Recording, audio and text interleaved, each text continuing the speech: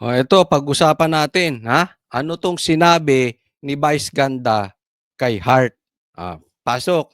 Di Imported ba nga na. kinukwento ko sa'yo, may pinuntahan akong lugar dun sa probinsya nila Heart Evangelista. Naku, ano so bakit ka pumunta roon? Andun yung katulong mo, andun yung driver mo, andun yung shota mo. I don't care kung ano man 'yan.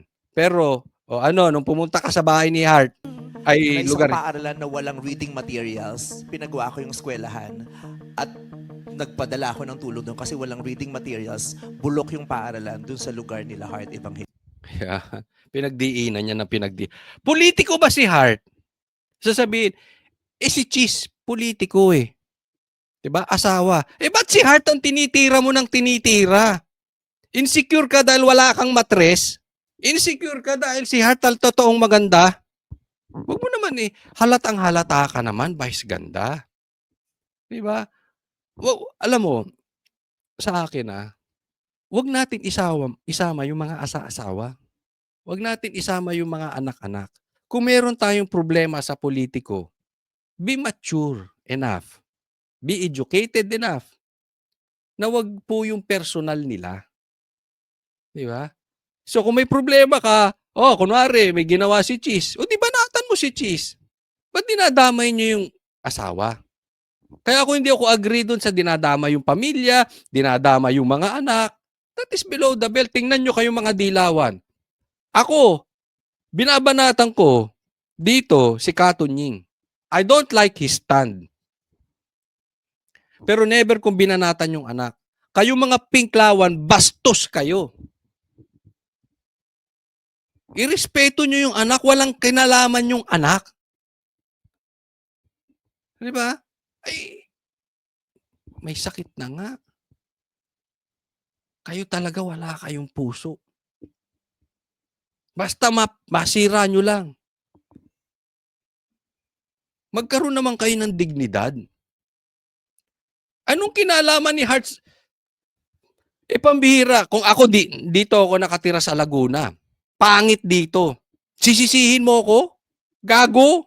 Ay gaga pala, gaga. Dahil pangit yung paaralan. Anong kinalaman ko dyan? Anong kinalaman ni Heart dyan? Yeah. Ngayon, kung sisisihin mo si Cheese, ba't hindi ka magpunta ng Leyte? Tingnan mo, ang dami niyang bahay. Ang yaman ni Tambi. Tingnan mo ang syudad ni Tambi. Binabaha. Nagsalita ka ba? Bakla. Double standard ka sa bagay. Double identity. Halatang halata ka, Brad. Ay, sis. Ano ka ba talaga? Halata naman na bayad kayo ni Tambi. Sige. Sabi ko nga, kung gusto mong i-apply yan kay Heart, i-apply mo kaya yan sa asawa ni Tambi. Anong nagawa nila sa Leyte? I-apply mo yan sa syudad ni Bongbong Marcos, sa syudad ni Lisa. Anong nagawa ni Lisa sa syudad nila? Ang yaman ng Marcos, tingnan mo syudad nila. Gusto mo ng katunayan? Ang Duterte hindi mayaman pero tingnan mo ang lugar ng Duterte, ng Davao. I dare you, punta ka sa lugar ni Tambi. Kung hindi ka double standard. Ang dami mo pinumuna eh. I cried so much when I saw that school. Kailangang ayusin ang paaralan. Kailangang tulungan ng mga magulang na mailagay sa paaralan ang mga anak. Kailangan ng tulong ng mga Pilipinong magulang mula sa pamahalaan. Imported Di ba nga na. kinukwento ko Kaya sa'yo, ano siya eh. Heart Evangelista. I cried so much. Nagbigay ito. Ano pinamigay mo rong kaninong pera? Pera ni Tambi? Ha? Pumunta ka ron, namudmud ka ron, tapos sisirahan si Kasi nagbigay siya. Okay, nagbigay daw siya. Hindi ko alam, hindi ko na maalala kung libro ang binigay niya. Pero, magbibigay ka lang, i-announce mo pa. Tapos sisiraan mo si Heart. Anong kaplastikan yan? Malay ba namin, di ba? Ito hindi ka pinagbibintangan. Pero malay ba namin yung pera mo galing kay Tambi? Alam naman natin sinisiraan ni Tamby 'to si Cheese. Dinadamay pa si Hart. Can you just focus on Cheese? Hmm. Sabihin mo dun sa amo mo magpakalalaki siya. Kung bakla ka, yung amo mo magpakalalaki. Ang harapin niya si Cheese. Bakla lang yung ang babanatan yung asawa. Politiko siya eh. Ha? Hindi ako sa aking parang out of nowhere. Bigla kang ganyan. Kaya nga aabangan namin eh. Ha? It is therefore, I conclude, pag hindi mo kayang banatan si Tamby pumunto sa'yo, animal. Si Tamby nagutos sa'yo. Kasi sino ba ang galit ngayon kay Cheese? Obvious ka naman. Grabe nakawan dun eh. Ba't hindi mo mabanatan? Grabe din ang lugar ni Tamby. Hindi mo mabanatan? Antayin namin. Antayin namin kung paano mo yung ginagawa mo sa asawa ni Cheese. Gawin mo rin sa asawa ni Tamby. 'Di ba? Antayin namin ha. Kasi bigla-bigla eh. 'Di ba? Bigla-bigla. Parang kasama siya sa GC ng mga trolls. Banatan nyo yan ha. Parang galing sa ibabaw yung utos. Hindi mo malaman kung saan ang galing yung bigla siyang nagalit.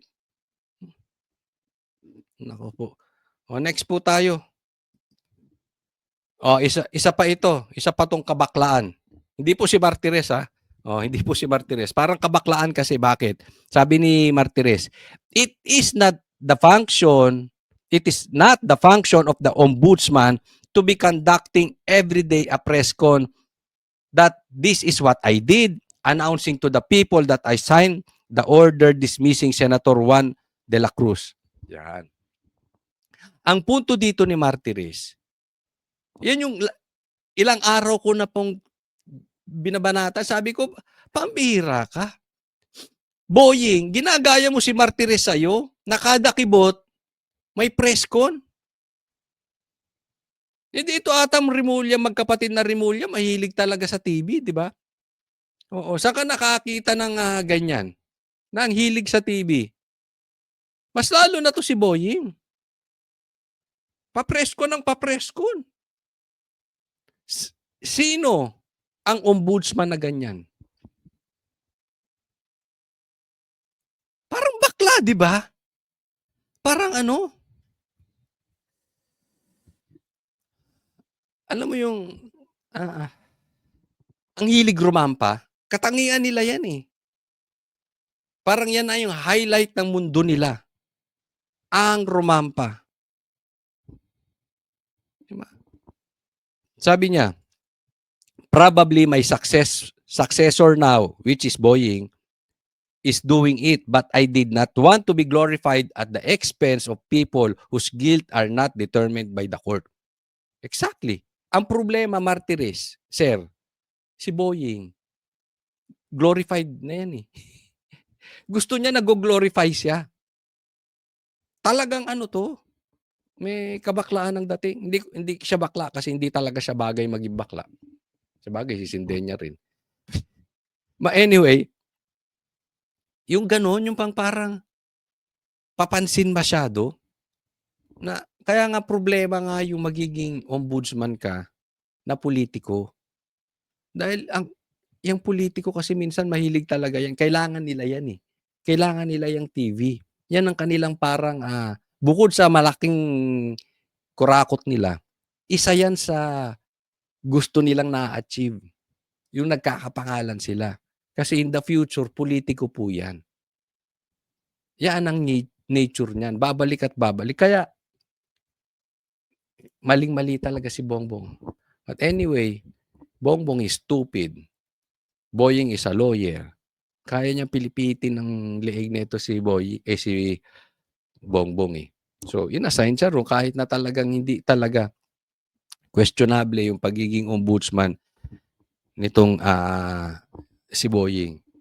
So, Barado ka dito, Boying. Barado ka. Sana, Boying, tigil-tigil mo na yun. Dati ka pa eh. Araw-araw ka nga eh.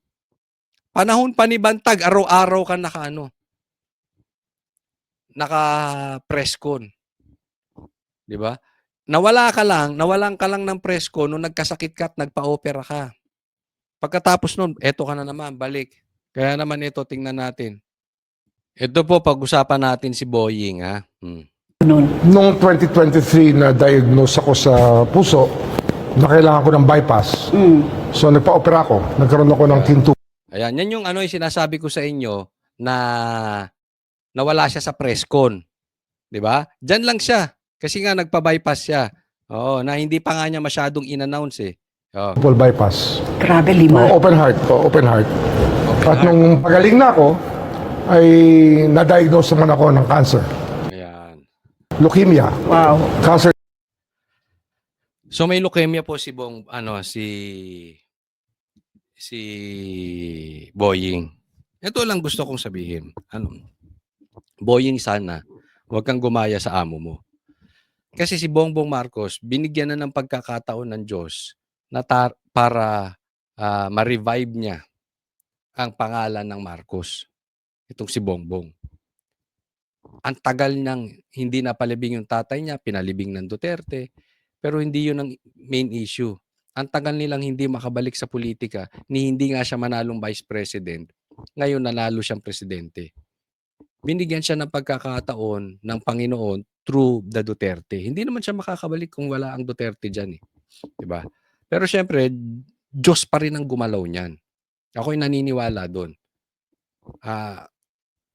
Binigyan siya ng pagkakataon. Pero tingnan mo, sinayang niya yung pagkakataon. Tatandaan po natin, pag ang pagkakataon ay binigay sa atin at sinasayang natin, titigas na puso natin.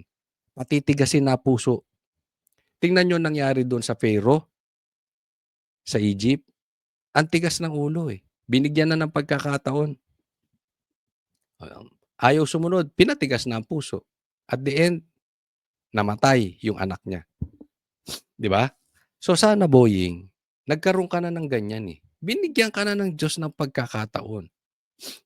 Na-bypass ka, tapos may leukemia ka.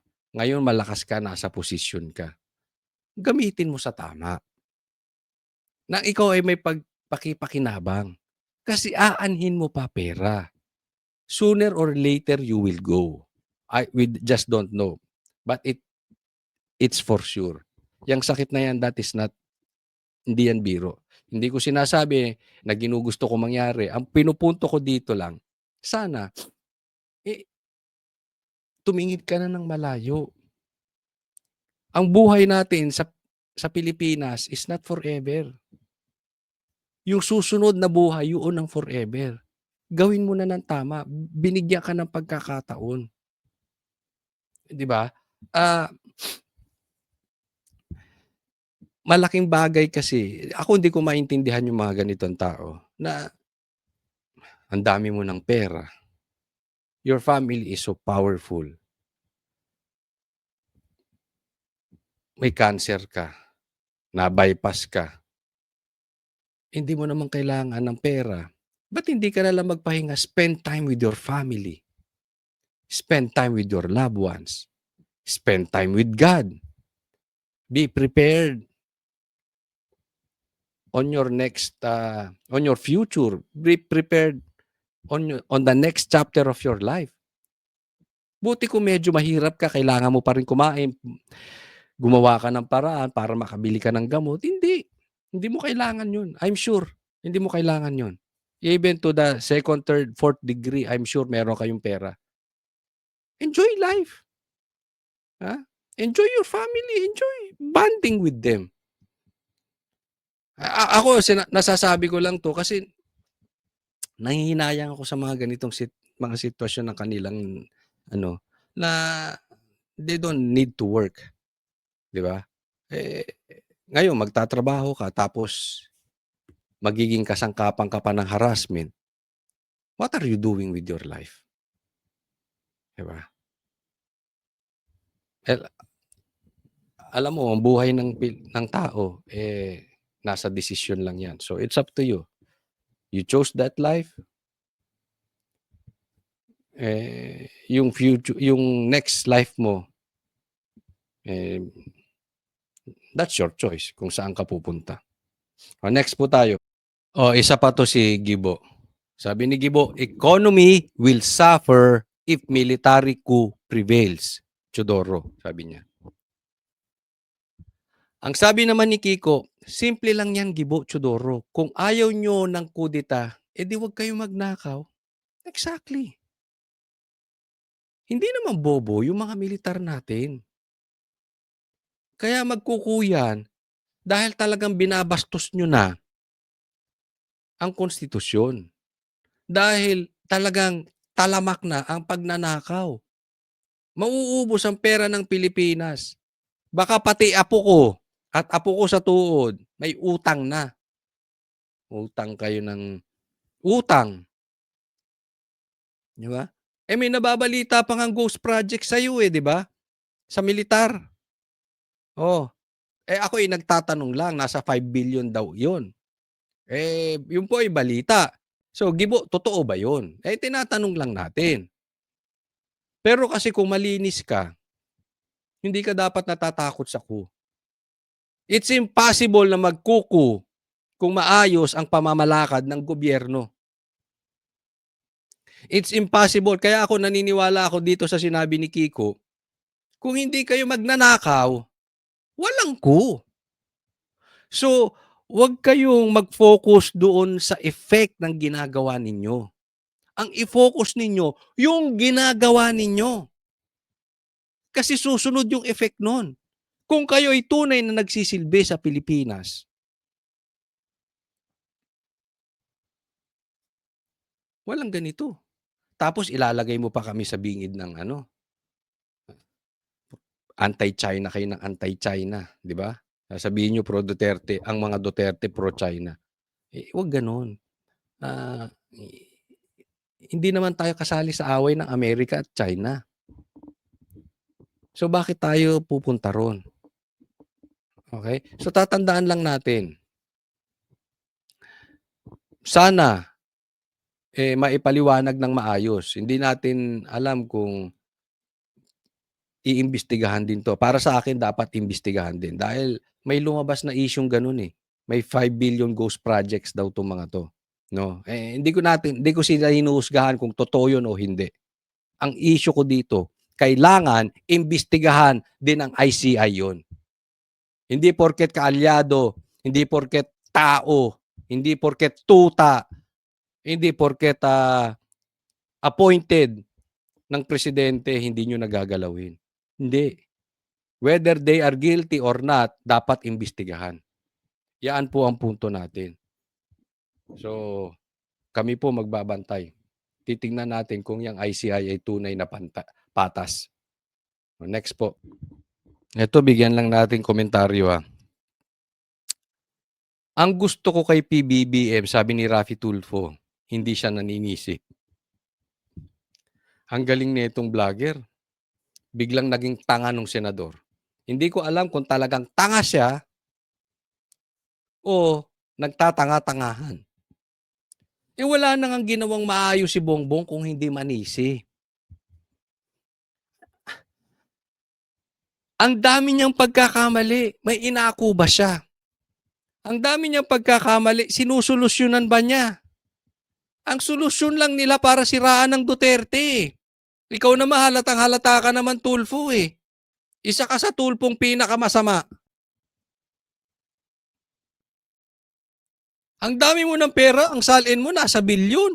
Sip-sip ka pa rin, kain-tai ka rin. Sa bagay. Di ba? Pumuposisyon ng Tulfo. Dahil possible na ang magiging pambato ng Malacanang ay si Tulfo. Kailangan niya ang popularity nitong Tulfo. So it's either Erwin or Raffy yan. Para meron siyang pantapat doon sa kung Risa or Torre, yung sa dilaw. Kasi ako sa tingin ko, hindi talaga maghihiwalay ang pula at dilaw. Talagang magkakainan ng tae yan. yung sinuka nila, kakainin nila. Kasi pag naghiwalay yan, sigurado na ngang mananalo si Sara, maghihiwalay pa sila. Baka hindi umabot ng 10% ang boto ng mga yan pag naghiwalay. At least pag nagsama sila, baka umabot sila sa 30% ng boto ni VP Sara. But nonetheless, for sure magiging presidente si VP Sara kung hindi papatayin. Or kung hindi dadaanin sa, alam mo na, impeachment, etc. Yung mga ganong klase. Yung harassment. No? Alam naman nila matatalo sila eh. Kaya lang hindi ko alam itong pagkapagiging sip-sip ni Tulfo. Parang ang dating nito siyempre may pera dyan eh. 'Di ba? Pag ikaw kumandidato, may susupport dyan. May monetary, ba't ang dami ng pera nito eh. But anyway, hindi ko maintindihan kung bulag to si Tulfo or mahina ang kanyang political knowledge or sadyang nagbubulag-bulagan dahil may political agenda. Ako sa tingin ko yung huli. Kasi hindi rin naman to bobo eh. May agenda to para sumipsip ng ganyan kay Bongbong Marcos. Next po. Mga banateros, gusto kong bigyan ng komentaryo ito ha. Sana stay put lang kayo. Sana mapakinggan nyo po itong sasabihin ko. Ito ay importante rin sa ating pamumuhay. Nagulantang ang online world sa biglaang pagpanaw ng 19-year-old content creator na si Eman Atienza. Nitong linggo lang kasi nag-post pa ito ng life update kasama ang mga kaibigan. Ayon sa police report, suicide ang dahilan ng pagkamatay. Ang detalye sa agenda report ni Hannah T. Unexpected ang pagkamatay ng anak ng TV host na si Kim Atienza. At the age of 19, nasawi si Eman Atienza sa kanilang tahanan sa Los Angeles noong October Galing, 22. Ayon sa LA Galing, no? Galing niya. County Medical Examiner, ang Mahirap mahirap yung ginagawa niya. of death ay suicide.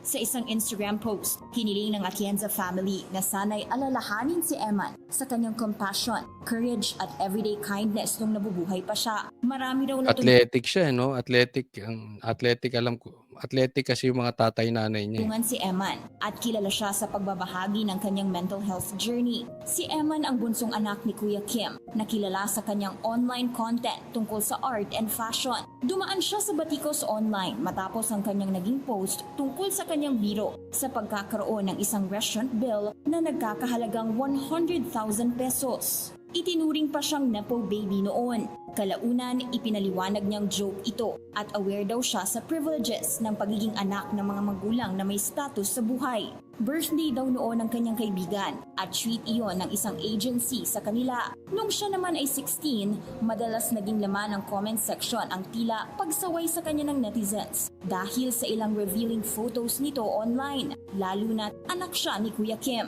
Pero naging unbothered si Eman. Bunsod ng nepo baby issue, nag-deactivate si Eman ng social media account dahil sa pressure. Just 3 days ago, meron pa itong inilabas na life Mga banateros, ito lang ang komentaryo ko dito. Ako ay nakikiusap sa inyo, mga banateros, banateras. Kung maaring ako'y mapagbigyan ninyo, mga DDS, siguro back off na po tayo dito sa issue to. Wag na nating kalkalin. Alam mo, ayoko nga sanang itapik ito, kaya lang lumalabas sa social media. Ako po ay naaawa doon sa family, no? Lalong-lalo na doon sa magulang kasi ako rin magulang ako. So nafi-feel ko na pagka ganitong nangyari sa kanilang anak, masakit po 'yan. Let's give them space. Dumadaan po sila sa dalamhati, sa problema. Malamang yan dumadaan sila sa depression. Mahirap po yan. Nauunawaan ako dito ng mga tatay at nanay. Iwan na natin yan. Hindi naman sila kasali sa politika eh. Kung medyo sumausaw siya sa politika or hindi, hindi na po issue. yumao na po yung tao, ipagpasa Diyos na natin yan.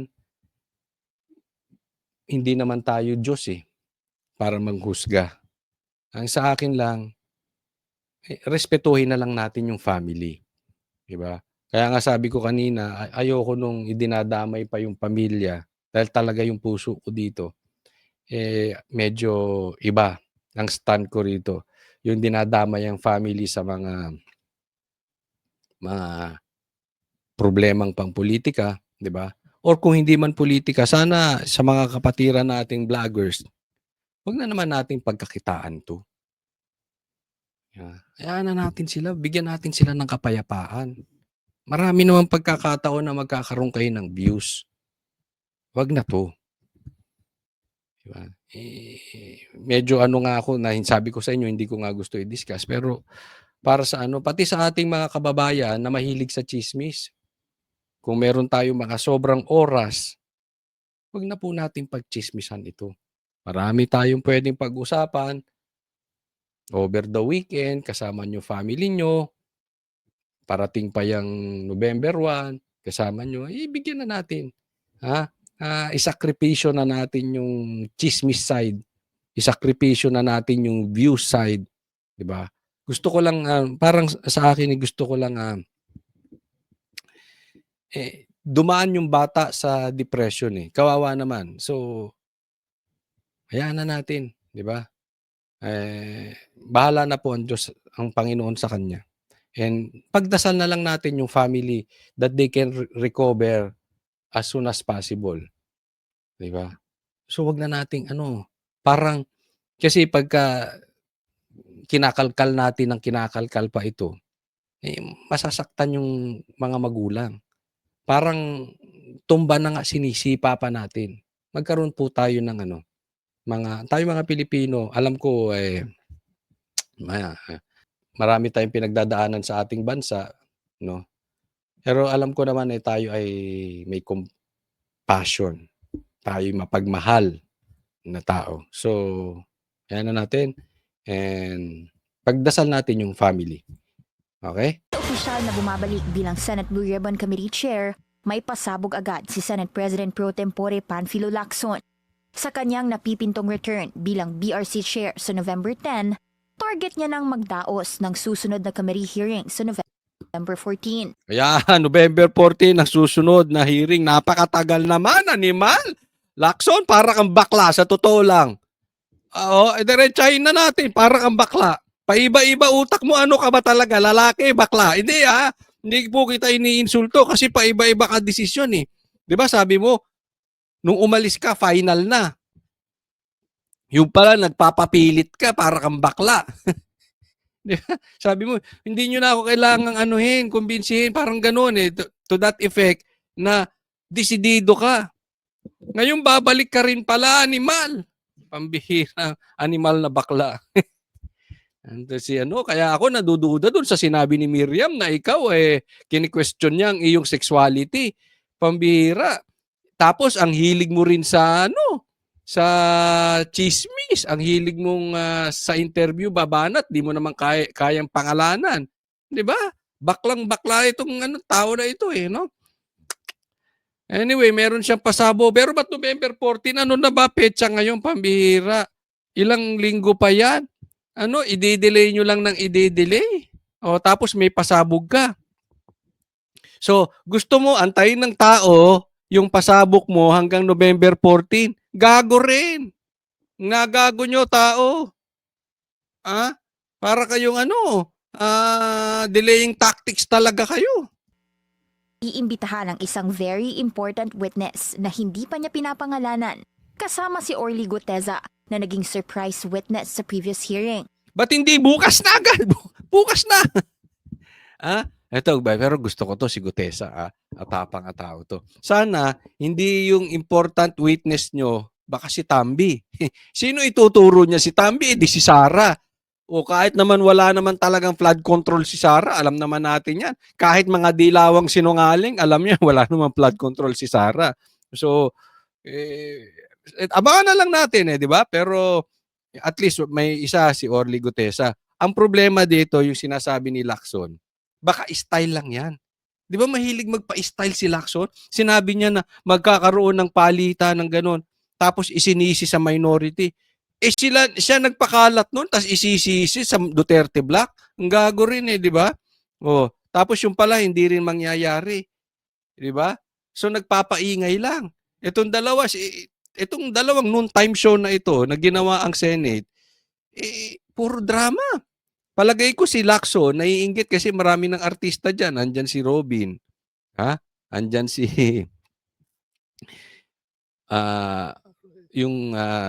The Bad One.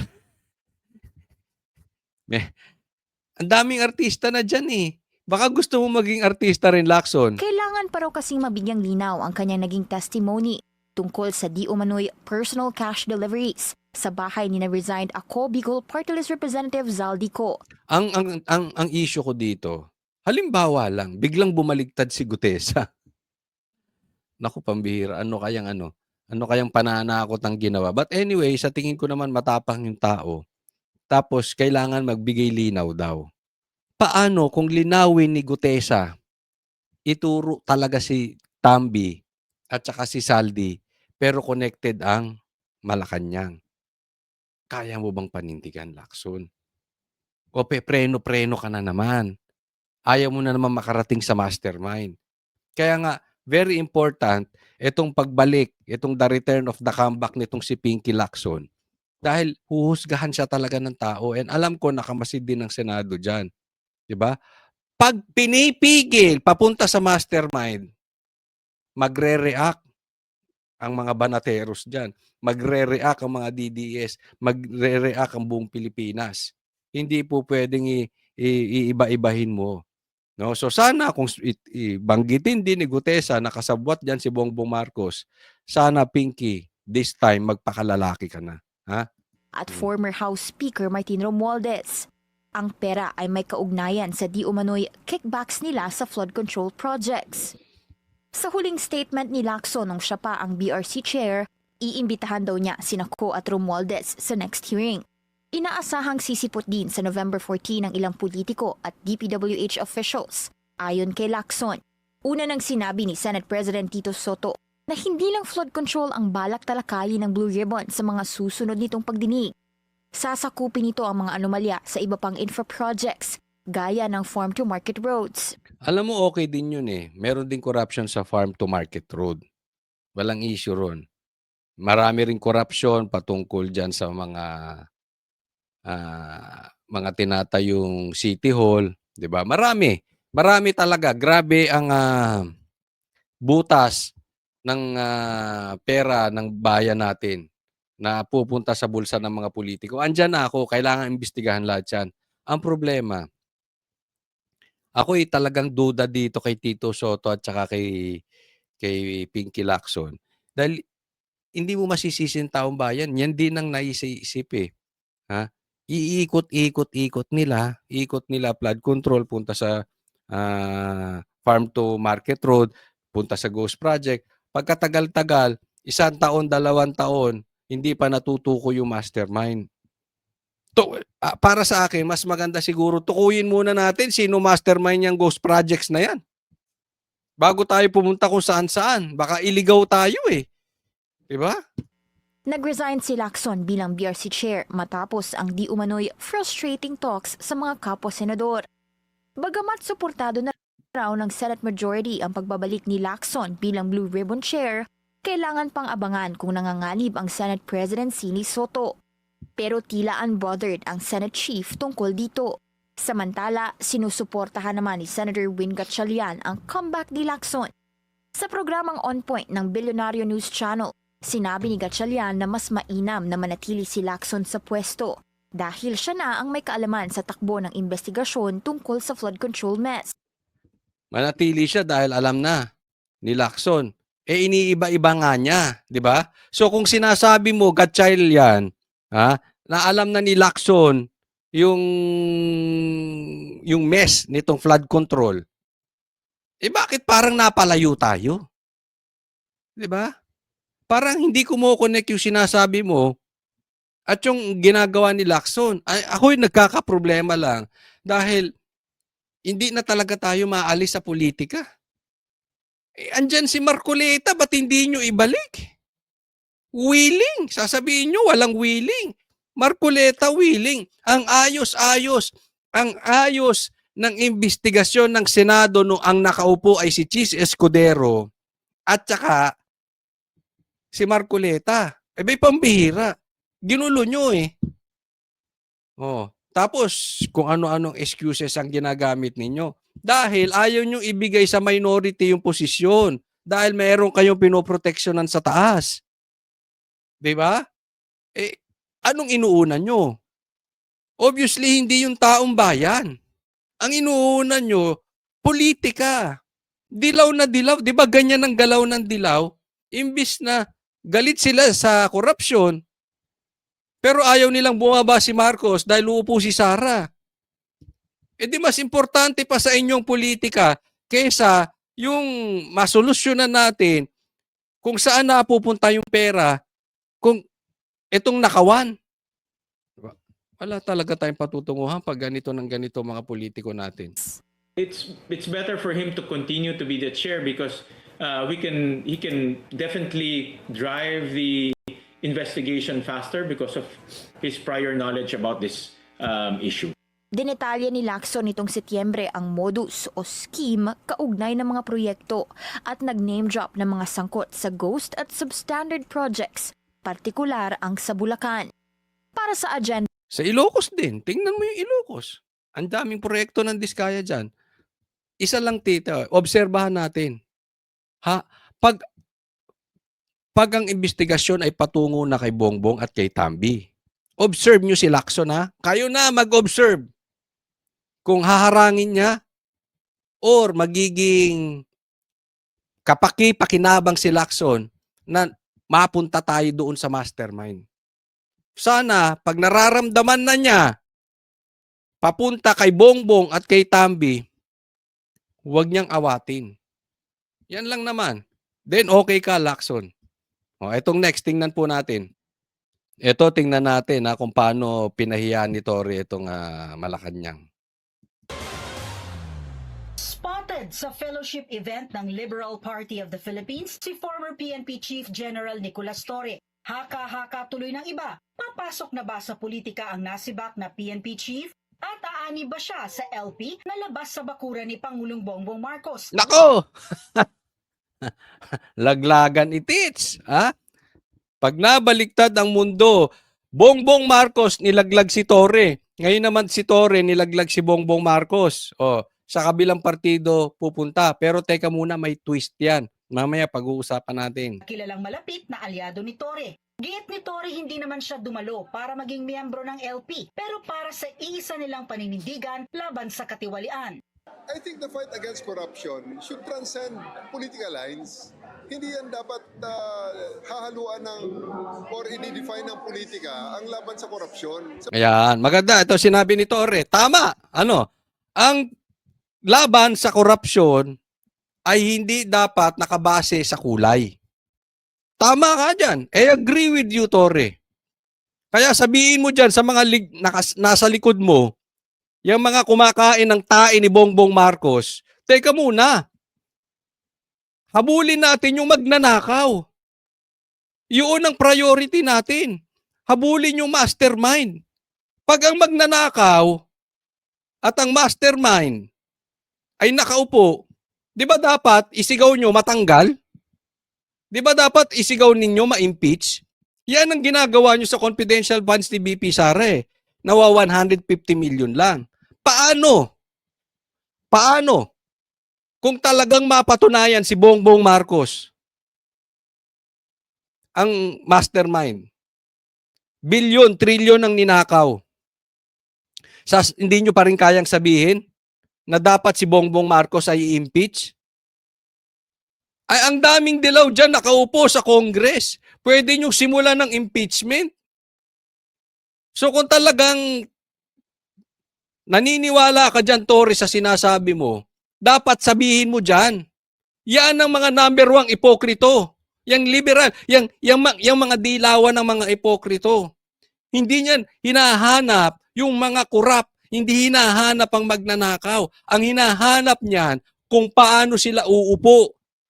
Dahil pag andyan ang Duterte, hindi sila makaupo dahil laos na sila. O, di ba? Pag hindi mo kaya sabihin yan sa dilawan, ngayon pa lang, ipokrito ka na rin eh. Dilaw na, kahit na ang kulay mo ay itim, dilaw ka na talaga. Hindi mo na maitatanggihan. Tore. Pagkat bawat Pilipino, unang-una, ang korupsyon na yan ay labag sa batas at iisa sa ligang batas nating mga Pilipino. So, Exactly. Diba? Ba't ayaw niyo pag-resign si Bongbong? Tanong lang. Kung siya talaga mastermind, anong gagawin ng dilaw? I'm sure sasabihin nila, stay ka lang dyan, Bongbong Marcos. Huwag kang aalis kasi uupo si Sara. Dingnan mo, mga kain-tae. dapat, ano man ang kulay mo, ano man ang paniniwala mo, iisa ang ating hangarin dito, labanan ng korupsyon.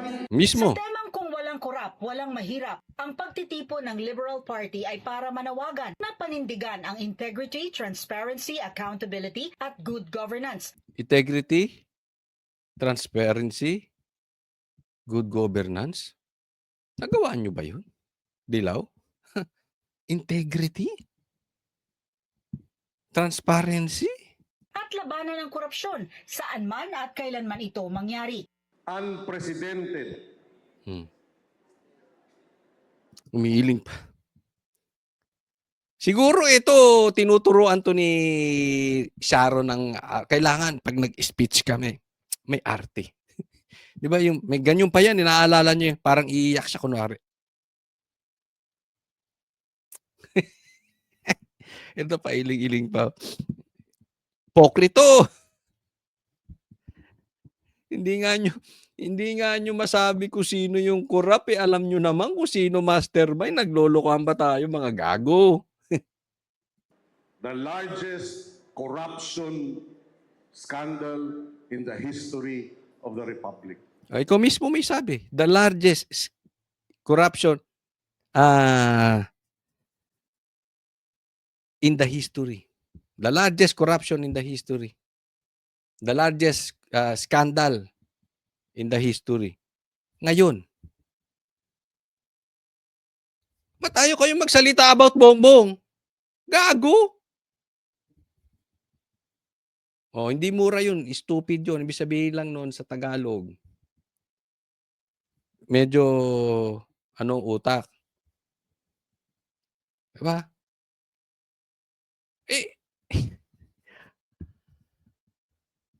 Huwag mo sabihin na yung largest scandal kay Sara pa rin. Sa pagmumukha mo na lang nanggaling, sa bibig mo na nanggaling, ito eh. Sino ba may kontrol ng pera natin? Hindi po Duterte. Hindi nga makahirit ng budget si Sara eh. Bawasan niyang tropa mong mahilig sa driver. Oh. Trilyon. Hindi daang bilyon. Alam mo pala eh. Massive. Kailan kayo magsasalita? Unconscionable. Animal. Unacceptable. Ano ang itinuturo natin sa ating mga anak? Ayan, kita mo. Hindi, sige, anong tinuturo nyo sa ating mga anak? Di ba? Ang tinuturo nyo sa mga bata, sa inyong mga anak? Kumain ng tae. Nasa harap nyo na, laki-laki ng mata mo, hindi mo makita. Nasa harap nyo na ang mastermind. Hindi kayo makapagsalita.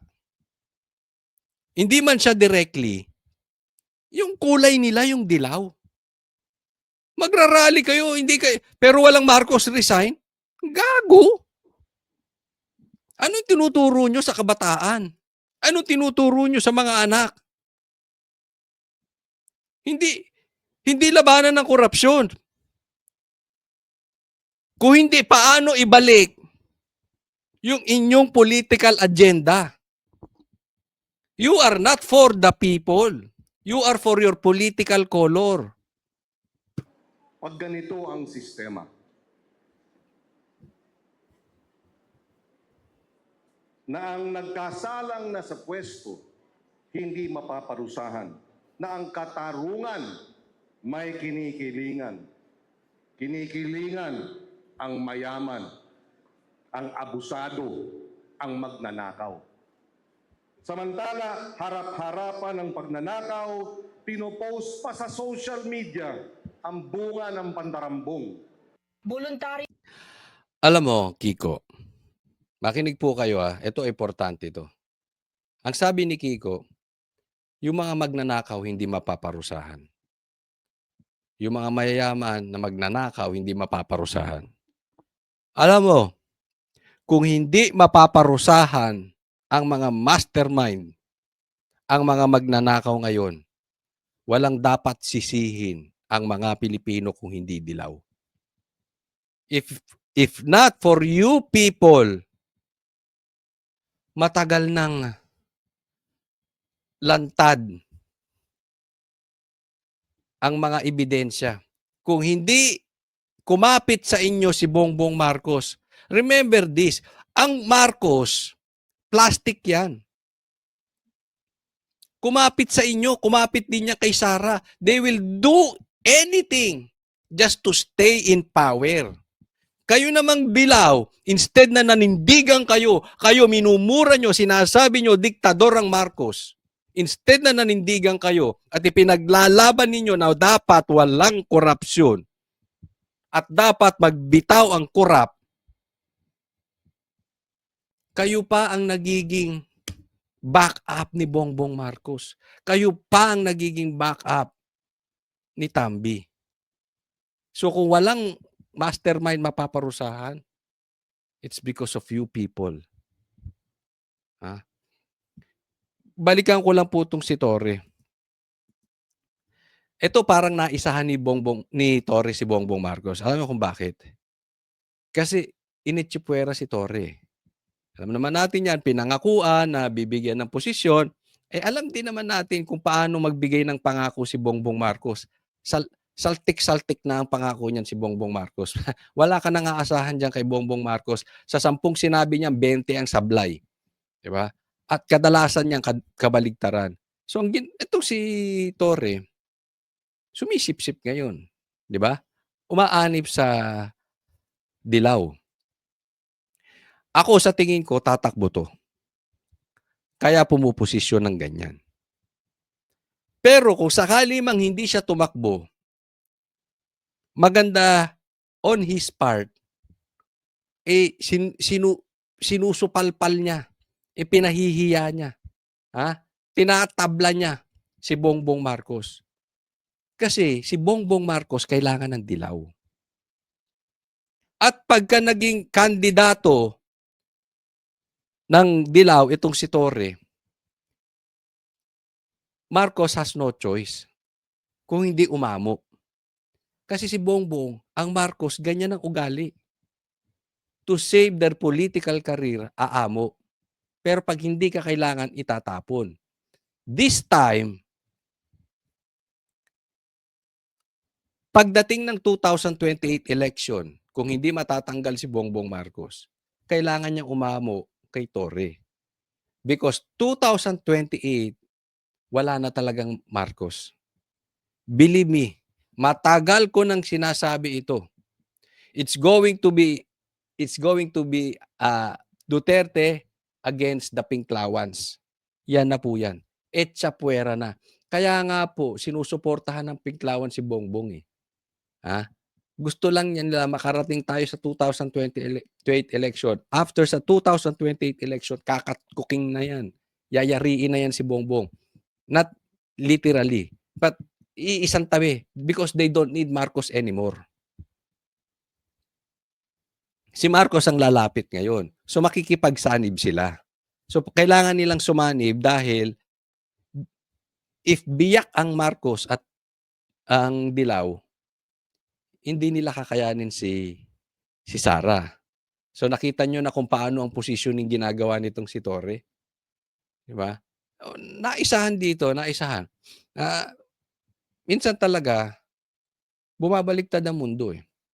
Mananagot talaga si Bongbong. Yung nanggagamit siya, ginamit niya si Sara. Pero until when? Pakasasa ka na dyan, Bongbong, nakawin nyo na lahat ng nanakawin ninyo. Dahil pag-upo nito ni BP Sara, tapos kayo. Next po tayo. Tingnan mo naman ito. Ito ang mga congressman natin. Ang laki ng problema natin sa VAT, hindi nila pinayagan yung batas na ipapawalang bisa na ang VAT ni Kiko Barsaga. Pero tingnan mo tong bakla na ito. Ang gusto niya, kagandahan bill. Pangit ka, animal! Kahit anong sabihin mo, pangit ka. Di ba? Hindi ko inaanong kasi baka sabihin naman okay lang yung pangit. Ako accepted ko, pangit ako Walang problema. Pero hindi ako nagpipiling gwapo. Kaya wag ka rin magpiling ganda. Tanggapin mo naman humarap ka naman sa camera. Humarap ka naman sa TV. Sabi niya, kagandahan bill na naglalayong magpalit ng pangalan at kasarian ng hindi nadadaan sa korte, isinusulong ni Representative Sendanya. Anong gusto mong gawin? Sendanya. Gano'n, Sendanya. Animal tong bakla na ito. Bakla ka ngayon. Pagtanda mo, anong gagawin mo? Bakla ka pa rin. Lolo kang bakla. Ang pangit. I have nothing against gays. May mga kaibigan po tayong bakla, okay? Nauunawaan natin yung kanilang struggle. Sa katunayan, may mga kakilala tayo na bakla na gusto na bumalik sa Diyos, na gusto magbagong buhay. Pero yung ganito, pambihira. Anong susunod mong bill? Abortion? Gawing legal? Shabu? Gawing legal? Basta hindi ka nakakasama sa iba. Ano pang gusto mong gawing legal? Prostitution? Gay bar? Ano pa? Kaya hindi umasi-asenso ang Pilipinas. Hindi, ito, for me kasi this is personal. Kaya tayo hindi umasenso Imbis na palapit tayo sa Diyos, palayo tayo sa Diyos Ano namang kagandahan bill yan? Ang dami nating problema sa VAT, sa baha, sa nakawan, sa peace and order. Ang daming pwede mong solusyonan na problema ng malaking problema ng Pilipinas. Ang naiisip mo, gaga, yung rumampa ang mga bakla. Mag-Halloween na. Lalabas ka ba? Lalabas ka ba, bakla? Isipin mo, hindi ka nadadaan sa korte. So, basta trip mo lang. Di ba, ilalagay mo dyan, ako female. So, ano mangyayari sa atin? Di ba? Kasi halimbawa ako, may anak akong babae. Gusto nyo magsi-CR kayo? Sa CR ng babae? Suntukin kaya kita. Hindi po yung threat, grave threat Yang gusto nyong mangyari. Papasok ka. Dahil sasabihin mo, babae ka rin. Anak ka ng teteng. Or gusto nyo, pupasok kayo sa boxing.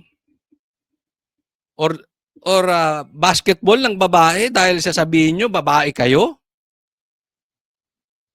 Di ba? Hindi po pwede yun. Ginawa tayo ng Panginoon, lalaki at babae.